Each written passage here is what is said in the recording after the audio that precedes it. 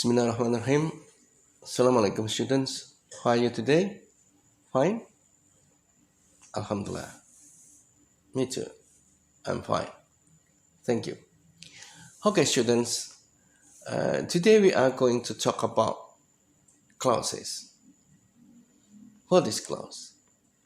Clause consists of subject and a verb, and this one is the smallest grammatical unit that expresses a thought. In its simplest form, subject plus verb or predicate, the subject is the entity doing the action of the sentence and the verb is the action that subject completes. A clause creates a complete thought, an idea, or a statement that can stand alone. A complete thought is also called a main clause or independent clause. Okay? For example, subject plus verb, a complete thought. She drinks. She drinks. Yeah, okay. Sharon speaks. Okay. Those are complete thought because both of them has subject and verb or predicate. Yeah. A clause may include the verb predicate as well, but it must include at least the subject and the verb or predicate to be considered as a clause. It should be noted too that a clause in a sentence is different from a phrase and that it must contain a subject and a verb. Even though only two words, subject and predicate, this one can be said as a complete clause. What is an independent clause? Independent clause is a clause that can stand alone in a sentence. It contains a subject and a verb or predicate in its smallest form. A clause may also include modifiers and a verb predicate. It is a complete thought and the smallest unit of grammar that is syntactically accurate. For example, subject and predicate. She eats apple. Subject, predicate, object. Or if you want to check on the subject and predicate, she eats. Okay. She walks slowly. This one also complete thought. In writing, words and modifiers can be rearranged in independent clauses to create interest.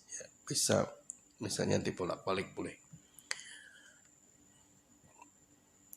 For example, the independent clause, she eats bananas in the kitchen. In the kitchen, she eats. This one also can be said as independent clause. Klausa bebas, bisa berdiri sendiri. Here, she eats is the subject and verb. Subject and verb. She eats. An object bananas and a prepositional phrase in the kitchen have been added to the clause to make it more specific. The entire sentence is an independent clause because it is a complete thought statement. Jadi ini merupakan statement yang lengkap dan ini merupakan klause bebas karena tidak terikat atau tergantung oleh klausa yang lain atau oleh kalimat yang lain. And then what is dependent clause? Dependent clause contain a subject and verb or predicate. However, they cannot stand alone as an independent thought. They must be joined with an independent clause to be grammatically correct. For example, every night before they go to bed, they tidy up their bed. every night before they go to bed is dependent clause. And they tidy up their bed is independent clause. Jadi yang awal itu dependent, terikat. Karena begini, setiap malam sebelum mereka tidur, setiap malam sebelum mereka tidur, ya ngapain? Bagaimana? Nah, ini adalah klausa terikat atau tergantung oleh klausa yang lain atau kalimat yang lain. Sedangkan they tidy up their bed, artinya mereka merapikan tempat tidurnya, ini adalah klausa bebas. This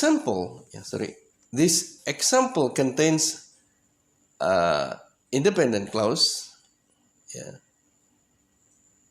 They tidy up their bed. However, a dependent clause now opens the sentence, while the dependent clause contains a subject and a verb. They tidy up. The dependent clause itself cannot stand alone, a complete thought. Okay. I think that's so easy. Yang satunya, yang sebelumnya itu bukan merupakan satu pemikiran yang lengkap. Tiap malam sebelum mereka tidur, ya ngapain? Ya kan? Atau bagaimana? Kalau mereka merapikan tempat tidurnya, nah ini sudah merupakan satu pemikiran yang lengkap. Okay. Now we are going to discuss about types of clauses. We begin from noun clause. The definition of noun clause is a type of a dependent clause that acts as a noun in the sentence. Jadi ini merupakan klausa terikat yang fungsinya sebagai kata benda dalam kalimat. A noun clause will always contain a subject and a verb. However, it cannot stand alone as a complete thought. Okay. For example, I remember what you said yesterday. I remember what you said yesterday. Here the underlined portions, I remember, is the independent clause. I remember, subject and predicate, is independent clause that can stand alone. And then what you said yesterday, serve as a dependent noun clause. What you said yesterday ini tergantung dari I remember. I remember what you said yesterday. I remember itu independent clause, and what you said yesterday is as dependent clause. Karena apa yang kamu katakan kemarin, saya ingat, itu sudah independent, berarti sendiri. Tentang apa yang kamu katakan kemarin ini tidak bisa berdiri sendiri atau terikat dari I remember, terikat dari saya ingat. Okay, the noun clause is acting as the object of the sentence. In the noun clause, you said is a subject plus a verb. This creates the clause, a subject plus a verb. However, what you said yesterday cannot stand alone and therefore must be paired with an independent clause. Okay, now we go on to adjective clause. What is adjective clause? What is it, students? It is a type of dependent clause that acts as an adjective in a sentence.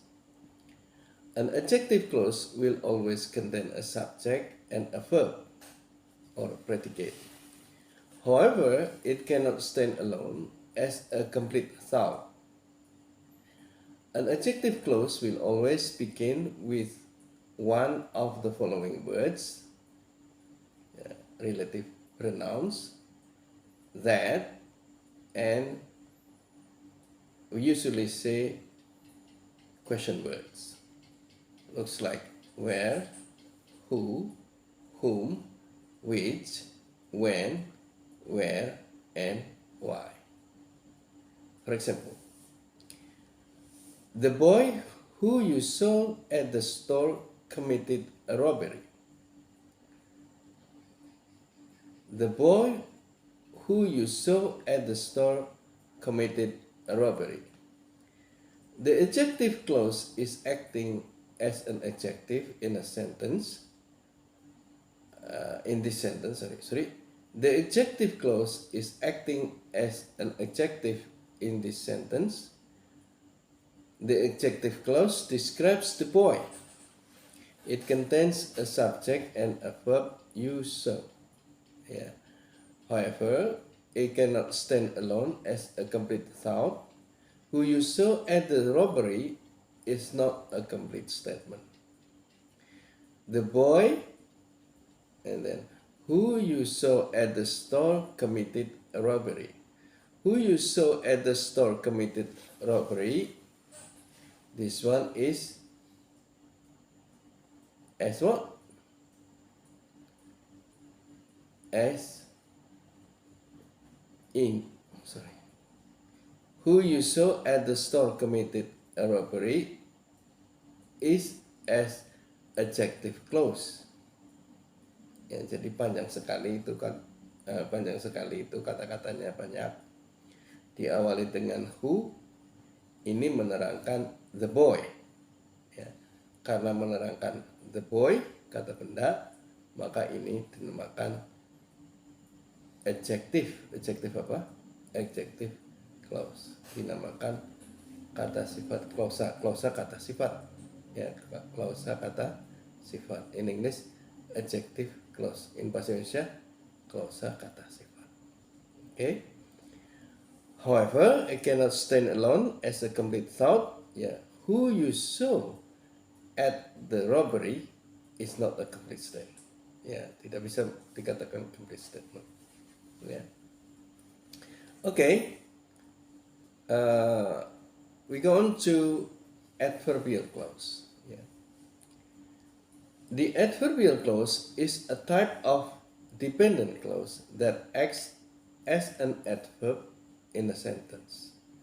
An adverbial clause will always contain a subject and a verb. However, it cannot stand alone as a complete thought. Yeah. The adverbial clause, you will continue driving north until you see a stop sign. The adverbial clause is acting as an adverb in the sentence. The adverbial clause modifies how you will drive. Yeah. How you will drive, yeah, until you see a stop sign. The adverbial clause contains a subject and a verb. You will continue driving north. Ini adalah independent clause. You will continue. Yeah. The adverbial clause is acting as an adverb in the sentence. The adverbial clause modifies how you will drive, and the adverbial clause contains a subject and verb. You will continue. However, it cannot stand alone as a complete thought. Until you see a stop sign is not a complete statement. Jadi, walaupun panjang sekali, until you see a stop sign ini tidak bisa dinamakan sebagai satu klausa yang independen karena ini tergantungnya. Sampai kamu bertemu dengan lampu bangjo, ya. Lah, ini tidak bisa dikatakan sebagai klausa bebas. Jadi harus digabungkan atau diikatkan dengan klausa yang lain atau menerangkan klausa yang lain. Dan ini klausa keterangan. Menerangkan apa?